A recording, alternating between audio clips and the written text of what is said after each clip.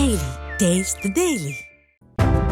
சென்னை நந்தம்பாக்கத்தில் உள்ள வர்த்தக மையத்தில் அயலக தமிழர் நலன் மற்றும் மறுவாழ்வுத்துறை சார்பில் முதலமைச்சர் மு.க.ஸ்டாலின் தலைமையில் அயலக தமிழர் தின விழா நடைபெற்றது. இவ்விழாவில் நடன குழுவினரின் பரதம், ஆதி தமிழரின் பறையாட்டம், கரகம், பொய்க்கால் குதிரை, மயிலாட்டம் உள்ளிட்ட கலை நிகழ்ச்சிகள் சிறப்பாக நடைபெற்றன. மேலும் பெண்கள் சிலம்பம் சுழற்றியும் பார்வையாளர்களை கவர்ந்தனர்.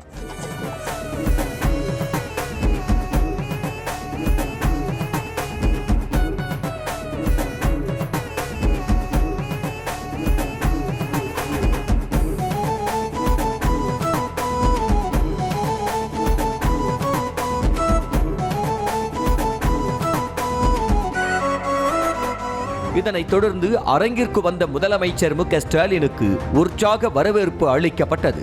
சிறப்பாக செயல்பட்ட 6 அயலக தமிழர் ஆளுமைகளுக்கு விருதுகள் வழங்கி முதலமைச்சர் மு.க.ஸ்டாலின் சிறப்பித்தார். திராவிட சமூக நீதி சிந்தனைகளை உலகிற்கு கொண்டு சேர்க்கும் திரு கமலக்கண்ணன் அவர்களுக்கு விருது வழங்கி சிறப்பிக்கிறார்கள் மாண்புமிகு தமிழ்நாடு முதலமைச்சர் அவர்கள்.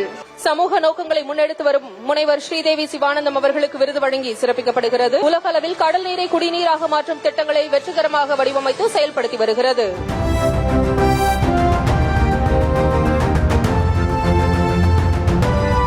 இதையடுத்து நிகழ்ச்சியில் பேசிய முதலமைச்சர், அயலக தமிழர்களை பார்க்கும்போது பாரடா உனது மானிட பரப்பை என்ற புரட்சிக்கவி பாரதிதாசன் பாடல்தான் நினைவுக்கு வருவதாக அப்பாடலை சுட்டிக்காட்டி பேசினார். தமிழ்தான் நம்மை இணைக்கக்கூடிய தொப்புள் கொடி எனவும் அமெரிக்காவில் தமிழர்கள் காட்டிய அன்பை மறக்க முடியவில்லை எனவும் நிகழ்ச்சியுடன் கூறினார். அமெரிக்காவில என் மேல காட்டின பாச உணர்வை இன்னும் என்னால மறக்கவே முடியல. எத்திசையும் தமிழனுங்கன்னு தமிழ்தாய் வாழ்த்தின வரிகளை தேர்ந்தெடுத்து வச்சிருக்கிறோம். புறப்பொருட்கள் நம்ம பிரிச்சாலும் தமிழ் மொழி தமிழினம் என்ற உணர்வுல நாம் எல்லாம் உள்ளத்தால் ஒன்னா இருக்கோம். தமிழ்தான் நம்ம இணைக்கக்கூடிய தொப்புள் கொடி.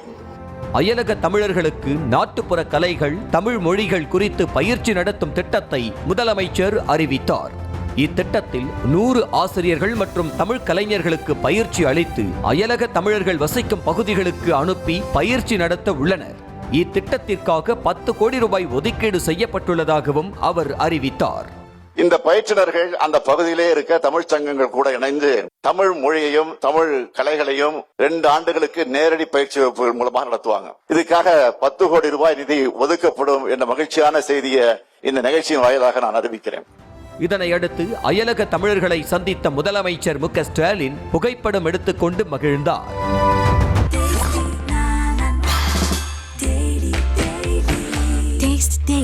Taste the Daily.